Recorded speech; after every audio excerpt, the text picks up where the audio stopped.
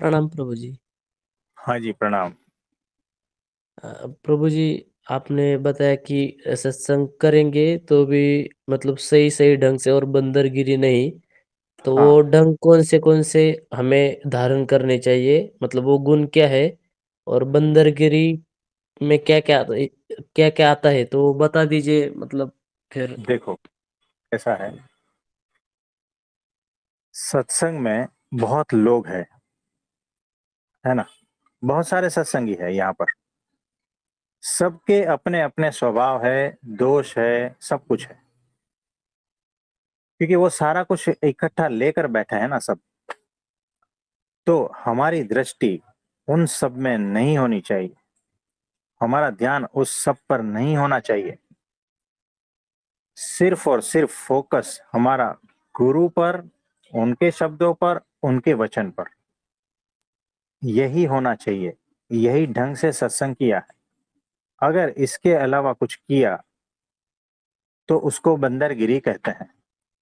अगर किसी भी सत्संगी में आपने दोष देखना शुरू किया, सत्पुरुष आपको छोड़ देंगे तत्काल। वो वैसा है, वो वैसा है, वो वैसा। तो सत्पुरुष की प्रसन्नता नहीं पा सकते।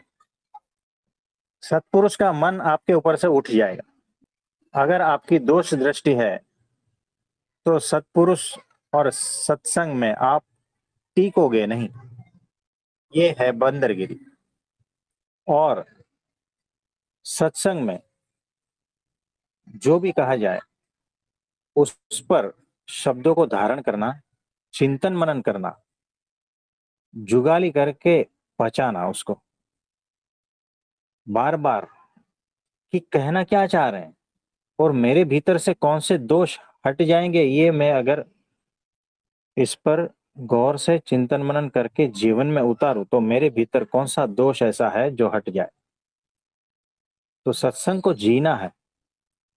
सिर्फ सुन लिया, सिर्फ आ गए, तो वो है बंदरगिरी। कोई बात नहीं, आपकी भी कैपेसिटी है। तो सिर्फ सुन लिया, आके बैठे तो भी कोई बात नहीं। तो भी बाकी लोग जो है पृथ्वी पर, सत्संग के बाहर, उससे भी तो कई गुना अच्छे हो आप, है ना? उनको तो सत्संग प्राप्त भी नहीं हुआ है, लेकिन आपको प्राप्त हुआ है। चुपचाप आए हो, बैठे हो, कोई बात नहीं। बंदरगिरी नहीं की है, वो सबसे बड़ा गुण है। और कितने भी बुद्धिशाली हो लेकिन बंदरगिरी करते हो तो वो दोष है आपका। और उस बंदरगिरी की वजह से आप सत्संग में टिकोगे नहीं, है ना? तो जी ऐसा। प्रभु जी। तो यहां पर किसी का भी अभाव अवगुण लेना ही नहीं। कोई जो चाहे जैसा भी है, क्या लेना देना मुझे। मैं तो उनको निर्दोष ही समझता हूं बस। क्यों? मेरे गुरु ने कहा है बस। तो आज्ञा है, सबको निर्दोष जानना है। तो आज्ञा है, इसीलिए मैं जान रहा हूं। मैं जानता हूं नहीं जानता उसका मुझे कोई पता नहीं है, लेकिन मेरे गुरु ने कहा है सबको निर्दोष देखना है, तो बस उनकी आज्ञा का पालन कर रहा हूं। आप समझे? जी प्रभु जी। तो यहाँ पर इधर उधर दृष्टि नहीं डालनी। एकमात्र सत्पुरुष और उनके आज्ञा वचन और उनका शब्दों का चिंतन मनन। और दूसरी बात, मैं क्यों आया हूं सत्संग में, ये चेक करना भीतर निरंतर, है ना? क्यों आया हूं? जब यहां से ध्यान हट जाता है ना, मैं क्यों आया हूं, तब गड़बड़ हो जाती है। तो उसको कहते हैं बंदरगिरी। मेरा ध्येय चूक गया, उसको कहते हैं बंदरगिरी। सत्संग में मेरा ध्येय क्या है? मेरे दोष को हटाना और गुरु वचन की आज्ञा का पालन करना। बस ये मेरा ध्येय है। मेरा फोकस ये है कि मुझे ब्राह्मी स्थिति तक पहुंचना है और परमात्मा अखंड मेरे साथ रहे, उनकी प्रसन्नता कैसे बनी रहे, ये मेरा ध्येय है, ये मेरा फोकस है। अगर यहां से ध्यान हटाना तो उसको कहते हैं बंदरगिरी। आप समझे? जी प्रभु जी।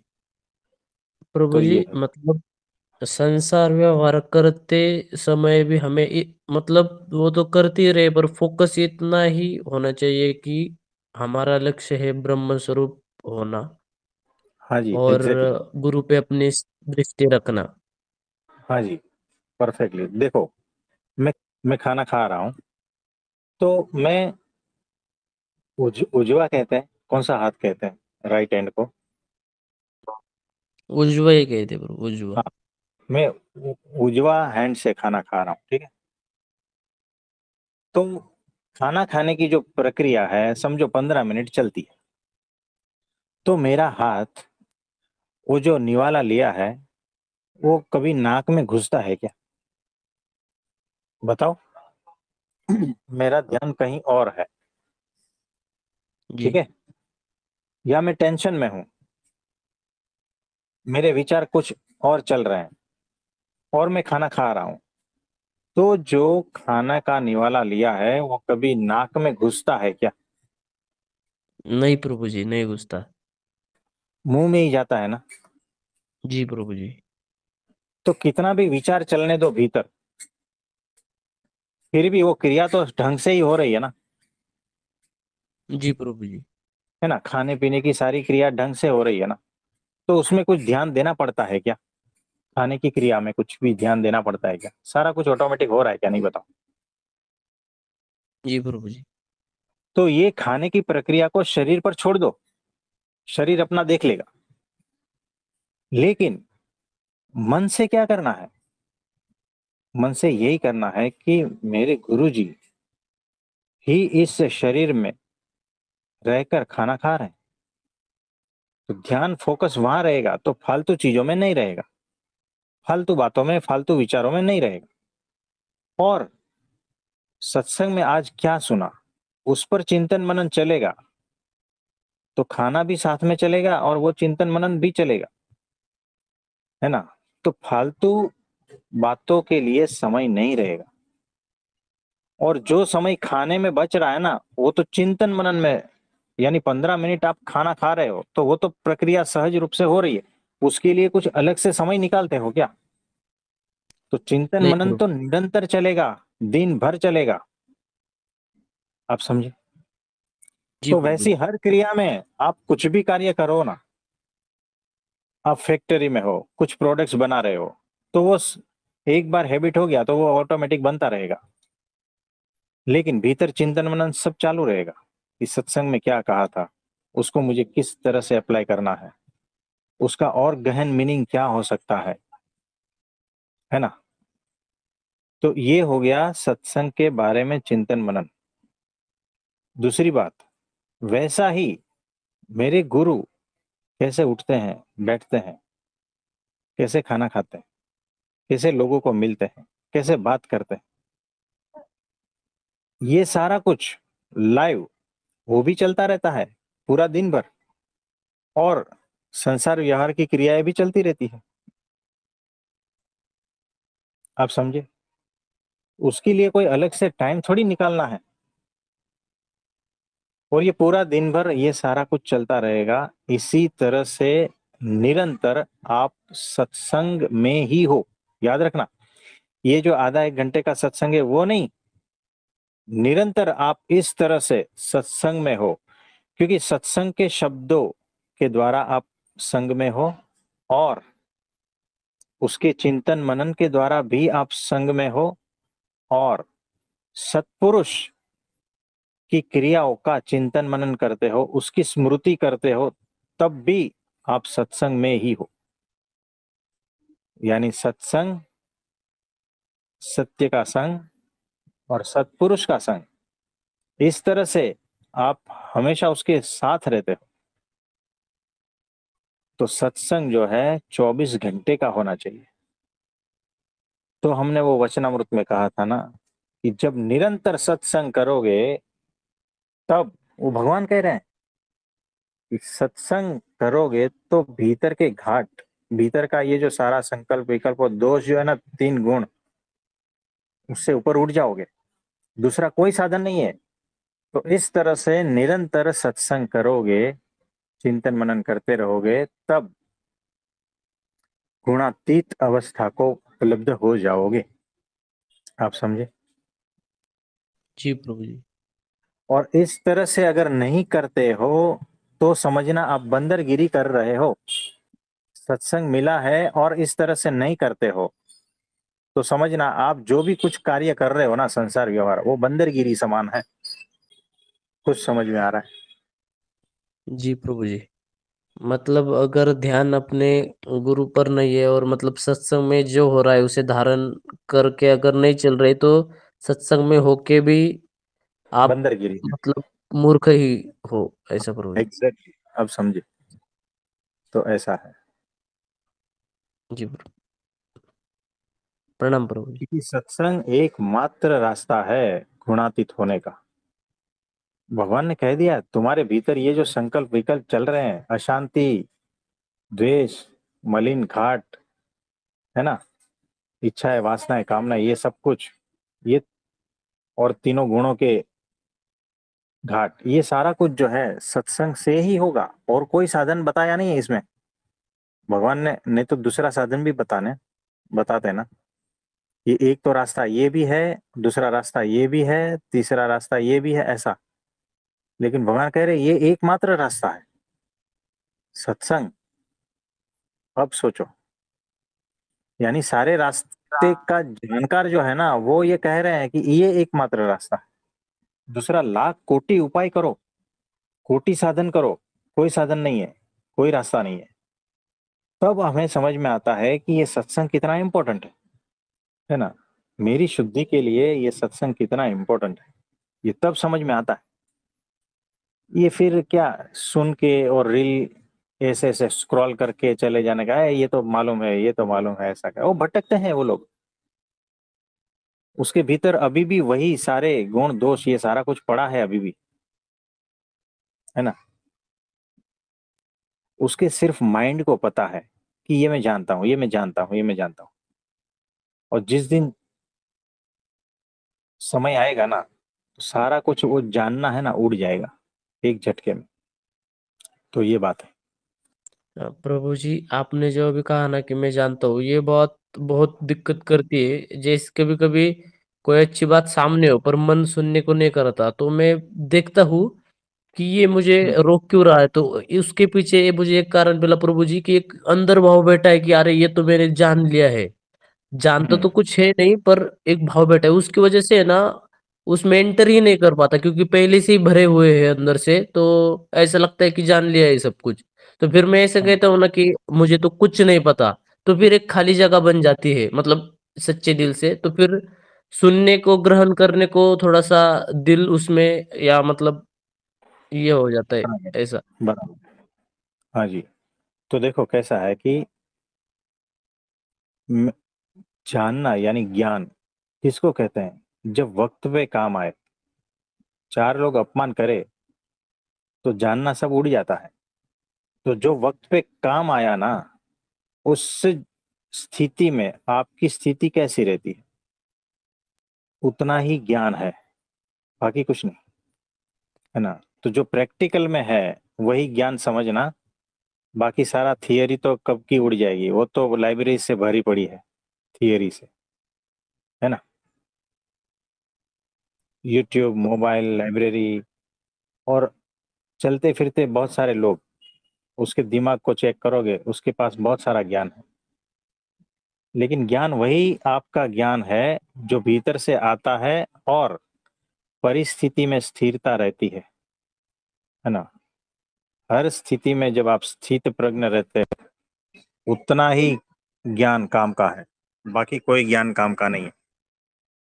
हाँ जी, और किसी का कोई प्रश्न है तो बताइए। प्रणाम प्रभु जी।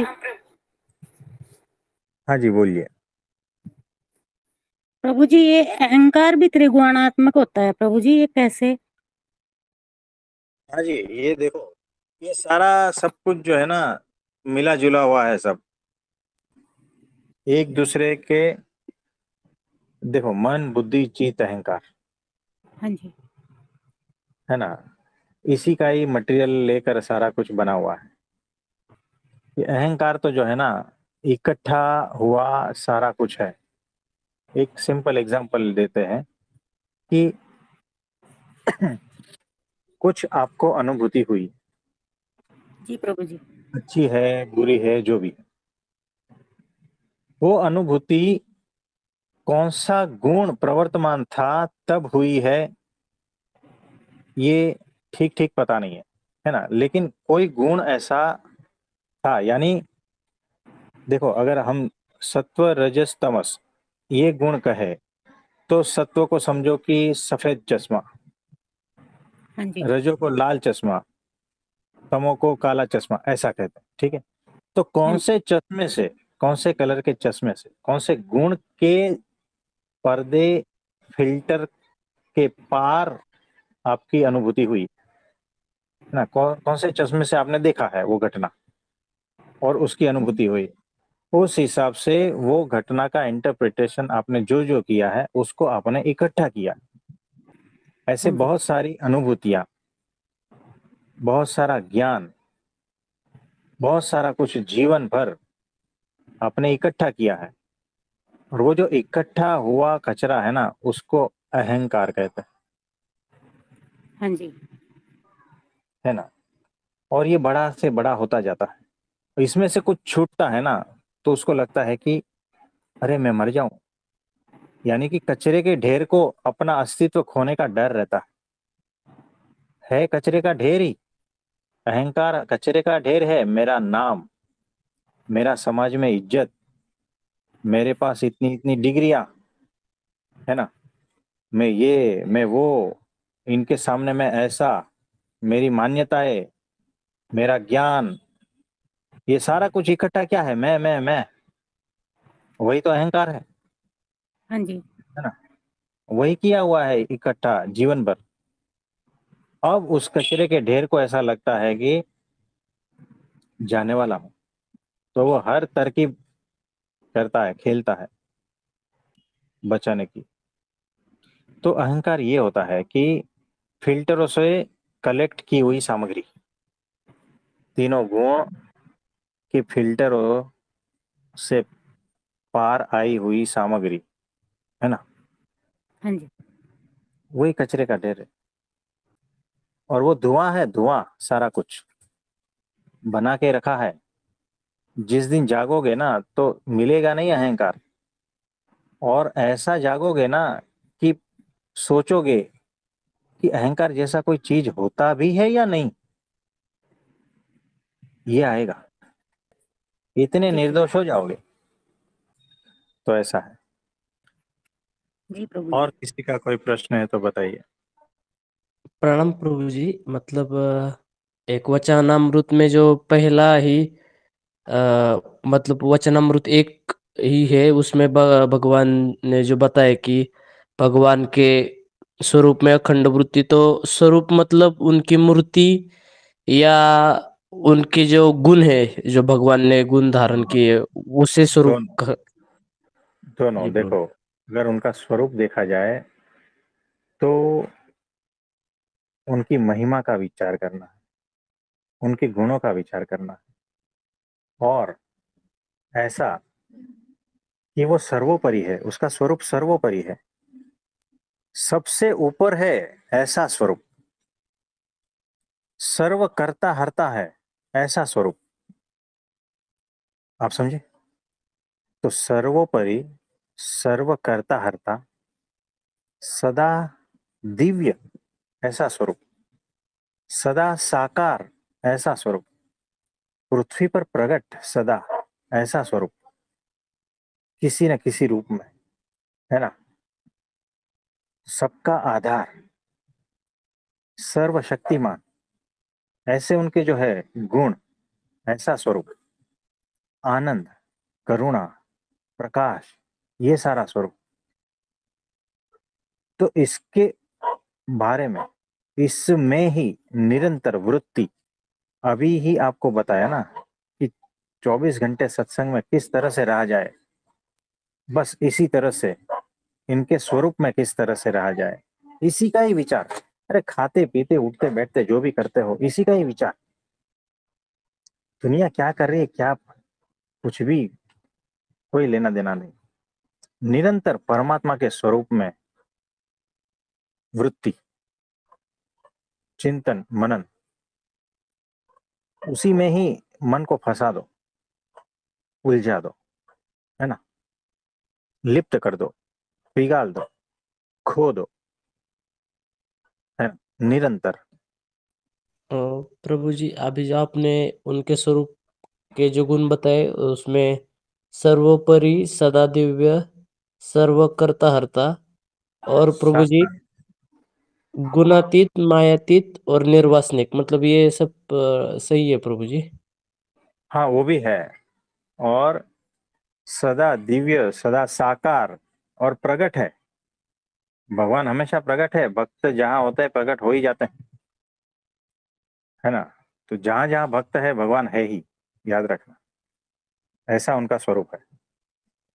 जी फिर प्रभु जी। उसके स्वरूप में बहुत सारा कुछ आता है कि कण कण में व्याप्त है, तो किस तरह से व्याप्त है, ये सारा कुछ स्वरूप में निरंतर वृत्ति, यानी चौबीसों घंटे मेरे भीतर वही चल रहा है ना? बस वही बात चौबीसों घंटे चलती है।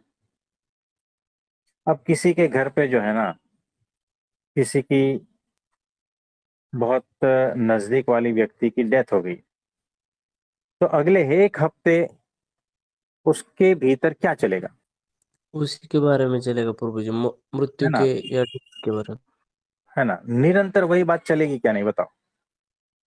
में। दिन जी में प्रभु। भी, रात में भी, सोते भी, सपने में भी वही, खाते पीते बस वही का वही चिंतन। और अगर वो 6 साल का बच्चा उसका गुजर गया है, उस माँ के सामने ही उसका एक्सीडेंट हो गया, तो ये बात हफ्ते भर चलेगी, 1 महीने चलेगी, 6 महीने चलेगी, कितना टाइम चलेगी बताओ? वो तो हमेशा साथ रहेगी प्रभु जी। है ना?